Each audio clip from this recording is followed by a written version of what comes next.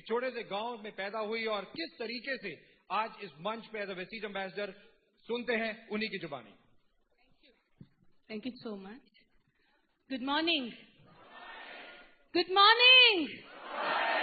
Thank you so much. मेरा नाम the people है, जैसे आपने सुना। लाइफ में अभी सब कुछ है, एक बहुत अच्छा घर है, वीकेंड होम है, साल में 2 कंपनी की ट्रिप हो जाती है, 2 हम पर्सनली फॉरेन ट्रिप पे चले जाते हैं। हमारा वीकेंड होम लोनावला में जो अभी अभी रेडी हुआ है, जिसकी कीमत 1,80,00,000 रुपए है। हम जहां पे रहते हैं, हमारे पड़ोसी अमिताभ बच्चन जी और जितेंद्र जी हैं। तो ये सब कुछ है आज, पर क्या कुछ साल पहले यही था? ये मैं बताना चाहूंगी। जब हमने वेस्टीज को ज्वाइन किया, एक ऐसी परिस्थिति में हम थे कि शायद हमें अपना घर भी बेचना पड़े। पिछली कंपनी में हम जो काम कर रहे थे, वहां पे भी एक बहुत अच्छे लेवल पे थे, पर बहुत सारे प्रॉब्लम्स, बहुत सारी पॉलिटिक्स और बहुत सारे चेंजेस की वजह से वन फाइन डे हमने डिसाइड किया कि हम रिजाइन करेंगे। और हमने रिजाइन किया, वहां से हम निकल तो गए, पर उसके बाद घर चलाना था, बच्चे को स्कूल भेजना था, जो एक लाइफस्टाइल थी उसे मेंटेन करना था, लोगों को ये नहीं बताना था कि हम हारे हैं, कोई तकलीफ है। तो हमने एक बिजनेस शुरू किया फाइनेंस का, फाइनेंस कंसल्टेंसी का, जो मेरे हस्बैंड जिसमें बहुत सालों से जानते थे सब कुछ। तो हमने उस बिजनेस की जब शुरुआत की, हमारे साथ एक बहुत बड़ा धोखा हुआ, जिसमें जितने भी पैसे हमने हमारी मेहनत से इकट्ठा किए थे, वो पूरे पैसे एक ही झटके में कोई लेके चला गया। तो ऐसी हालत थी कि हमारे पास कुछ भी नहीं था। लोगों को लग रहा था कि इनके जैसी लाइफ और किसी की नहीं हो सकती है, पर क्या हो रहा था वो सिर्फ हमें मालूम था। कुणाल को, मेरे बेटे की फीस जो 30,000 रुपया महीने साल की हुआ करती थी, वो भरने के लिए भी पैसे, मुझे याद है मैंने अपने पापा से लिए थे कि पापा अभी दे दो, मैं बाद में वापस कर दूंगी।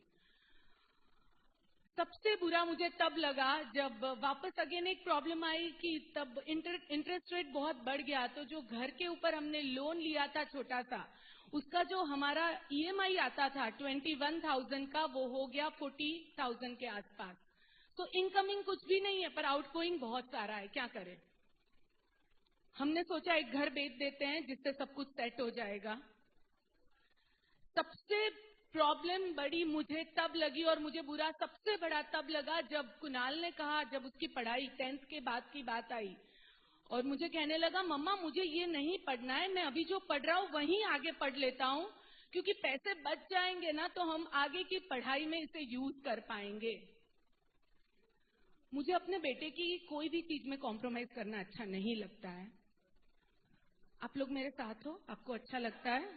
मुझे भी अच्छा नहीं लगा, मुझे बहुत बुरा लगा। मैंने अपनी पूरी ज्वेलरी बेच दी, जो बहुत सारी थी, मम्मी के घर से आई हुई और सासू माँ ने दी हुई। आप सबको मालूम होगा लेडीज को कि जो शादी में हम पहनते हैं वो हमारे दिल के कितने करीब होता है। बट मैंने सब कुछ दे दिया, क्योंकि एक शुरुआत करनी थी, बट कुछ भी दिखाई नहीं दे रहा था दूर दूर तक। तब सडनली वेस्टीज, जो हमने 1.5 साल पहले समझा था, जाना था, पर हमने ज्वाइन नहीं किया था, हमने अंडर एस्टिमेट किया था कि वेस्टीज, मालूम नहीं क्या सच में ये कंपनी हमें आगे ले जाएगी। और उससे भी बड़ा हमने अपने आप को अंडर एस्टिमेट किया था कि अभी हम आगे कुछ ऐसा बड़ा नहीं कर पाएंगे। अगेन वेस्टीज हमारे पास, हमारी लाइफ में आया और हमने उसे ज्वाइन किया। और आज जो हमारी जिंदगी है वो, बिलीव मी दोस्तों, खुशियां ही खुशियां हैं हर तरफ।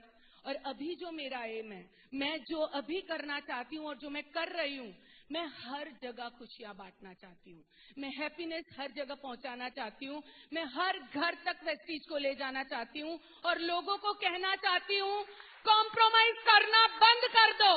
तुम्हारे पास प्लेटफॉर्म है जिसके थ्रू तुम अपने और अपने बच्चों की जिंदगियों में बदलाव ला सकते हो, और ये प्लेटफॉर्म सिर्फ वेस्टीज है, और जिसने सही में आप जैसे लाखों लोगों की जिंदगियों को बदला है। आखिरी में मैं यही कहना चाहती हूँ, थैंक यू सो मच।